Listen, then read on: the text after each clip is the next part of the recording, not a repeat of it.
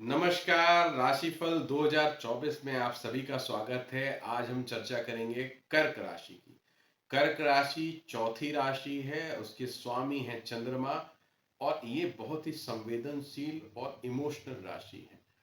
इसके इमोशंस इसके ऊपर हमेशा हावी रहते हैं, चाहे पुरुष हो या स्त्री। इस भाव का ये बहुत जल्दी हर्ट होता है और बहुत देर में रिकवर होता है। तो इसका ध्यान इनको थोड़ा-सा प्रैक्टिकल जितने ज़्यादा होंगे ये, उतना ही लाइफ में तरक्की करते हैं। अगर प्रैक्टिकैलिटी नहीं रहती है इनके अंदर तो जीवन भर परेशान रहते हैं। इनको परेशानी ये रहती है, इसने ये कह दिया, उसने वो कह दिया, इसने ये इसका विचार है मेरे बारे में, उसका वो विचार है। एक्चुअल में ये अपना जीवन जीने की जगह पे दूसरे के विचारों को देखते रह जाते हैं। तो इससे इनको बचना चाहिए, बहुत ही आवश्यक चीज़ है। अपने कलात्मक पक्ष इनका बहुत ही स्ट्रांग होता है। जितने भी पोएट्स होते हैं या जितने भी अच्छे रचनात्मक तरीके के जो लोग होते हैं, चाहे वो बॉलीवुड में काम करने वाले हों, चाहे वो 2 नंबर के होते हैं मोस्टली। जितने भी कलाकार, कला किसी भी चीज़ की होगी वो 2 नंबर वाले लोगों में आती है, या आपका कर्क राशि के वो होते हैं जातक। चंद्रमा प्रधान होता है, उसमें चंद्रमा प्रधान की बात की जा रही है। जब चंद्रमा प्रधान होगा तो बस चंद्रमा जैसे दिन हर दिन के साथ बदलता है, उसी हिसाब से इनका मूड बदलता है। और विस्तार से इस राशि को जानना है तो हमारी प्लेलिस्ट राशियों के रहस्य में जाएं, उसमें विस्तार से आपकी कर्क राशि को समझाया गया है। अभी हम चर्चा करने जा रहे हैं, 2024 आने जा रहा है, 2024 में कैसा बीतेगा कर्क राशि का समय।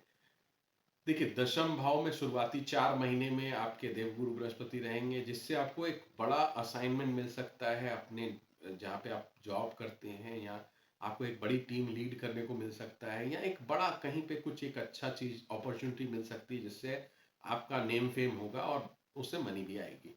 और वही देवगुरु जब 1 मई के बाद वहाँ मूव हो जाएंगे एकादश भाव में, तो वो शुभता लेके आएंगे धन का ज़्यादा लाभ 1 मई के बाद होगा। उसके पहले आप बड़े काम को करेंगे अवश्य, लेकिन धन का लाभ आपको 1 मई के बाद ज़्यादा दिख रहा है।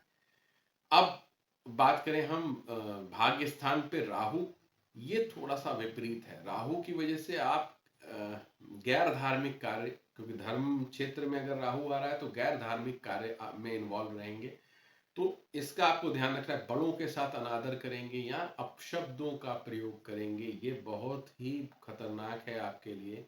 बड़े का मतलब ये नहीं हुआ कि सिर्फ आप अपने उम्र से बड़े हों, पद में बड़ा हो व्यक्ति भी हो सकता है, समाज में प्रतिष्ठित व्यक्ति भी हो सकता है, उसके साथ आप गलत शब्दों का चयन करेंगे। उसके साथ एक और विषय जो मैं आपको बता दूं, क्योंकि आपके अष्टम भाव में शनिदेव विराजित है, जो कि आपकी ढैया चालू करके रखा हुआ है। ये ढैया का समय आप बहुत स्पष्ट समझे कि अष्टम की ढैया है, तो आपको कष्ट तो देगी ही देगी, शारीरिक और मानसिक। उसके साथ साथ शनि की ढैया या साढ़े साथी जब भी आती है तो आपके कर्मों का फल फलित होता है। तो आपने जो पीछे बोया है वो काटना पड़ेगा। और जो आपकी राशि की चीजें दिख रही हैं उसके हिसाब से 30 जून के बाद का जो समय है, बहुत ध्यान से सुनिएगा, 30 जून के बाद का समय आपके लिए उतना अच्छा नहीं है। इस पे विशेष ध्यान रखिएगा। अगर आपने अपनी वाणी पे नियंत्रण नहीं किया या अपने कार्य प्रणाली में बदलाव नहीं लाए, तो बहुत विषम चीज़ों से आपको जूझना पड़ सकता है। वो कोर्ट केस भी हो सकता है, वो जेल यात्रा भी हो सकती है। वो मतलब एक आप जो मैक्सिमम सोच सकते हैं, जो जिस तरीके का आप काम करते हैं उसमें जो मैक्सिमम पनिशमेंट होता है वहां तक आप जा सकते हैं। इसलिए बहुत सावधानी के साथ काम करना है आपको। इसका ध्यान रखना है, वाणी पे बहुत ही सॉफ्टनेस लाइए, क्योंकि आपकी वाणी बहुत ही खराब होती जा रही है। इसका आपको थोड़ा सा ध्यान देना है।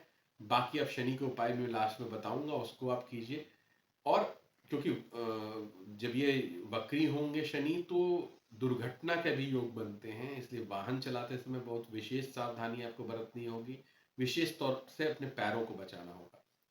ड्राइव बहुत सी सेफली करें, ये आपके लिए बहुत जरूरी है। दूसरा, अगर बात करें तो राहु की विषम परिस्थितियां हैं, थोड़े से केतु आपके तृतीय भाव में बैठा हुआ है, तो जरूरत से ज्यादा पराक्रमी आपको बना देगा। जरूरत से ज्यादा मतलब ओवर कॉन्फिडेंट और पराक्रमी, मतलब इसको एग्जाम्पल में ही दिया जाए, आप जहां ज्यादा नहीं बोलना था वहां पे आप ज्यादा बोल जाएंगे। इसकी वजह से बात का बतंगड़ बन सकता है। इसलिए बहुत ही नियंत्रित रहें। जो आपके गुरु हैं, अगर तो गुरु मंत्रों का जाप करें, नहीं तो ओम नमः शिवाय का जप करें, जो भी करें, मतलब थोड़ा सा धार्मिक और सात्विक रहेंगे तो चीज़ों में बदलाव नहीं होगा, नहीं तो विषम परिस्थितियां हैं। और स्वास्थ्य की बात अगर की जाए तो स्वास्थ्य में बात की जाए तो ज्वाइंट पेन आपको परेशान कर सकता है। मतलब वो कम एज के व्यक्ति भी अगर कर्क राशि के हैं तो उनके ज्वाइंट पेन हो सकता है, लोअर बैक पेन, कंधों में दर्द, ये सारी चीज़ें आपको परेशान कर सकती है। उसके साथ उपचार आपको क्या कहना है, शनिवार की संध्या काल में आपको पीपल के नीचे दीपक जला के 3 परिक्रमा करनी है पीपल के वृक्ष की। हनुमान चालीसा या बजरंग बाण का नियमित पाठ करना है, इसको चूकना नहीं है। हो सके तो शनिवार शनिवार को आप सुंदरकांड भी करें, हनुमान जी के दर्शन करने हैं। इतना भर अगर आपने कर लिया तो ढैया आपकी निष्क्रिय हो जाएगी, ज़्यादा कार्य नहीं करेगी और आपकी चीज़ें ये अच्छी कट जाएगी। शुरुआती के 3 महीने 4 महीने जो हैं वो अच्छे दिखा रहा है। उसके 14 अप्रैल से लेके 14 मई तक का भी समय आपके लिए, आपको एक पद प्रतिष्ठा मिल सकती है, उसमें कोई सम्मान भी प्राप्त हो सकता है। ये एक अच्छा प्रतिष्ठा का समय, जब सूर्य आपके दशम हाउस में आएगा गुरु के साथ, तो ये एक बहुत ही अच्छा समय होगा जिसमें सुखद संयोग मिलेगा। जो ये आपके पूरे साल का सबसे बढ़िया 14 अप्रैल से 14 मई के बीच का समय आप कह सकते हैं, बेस्ट समय है।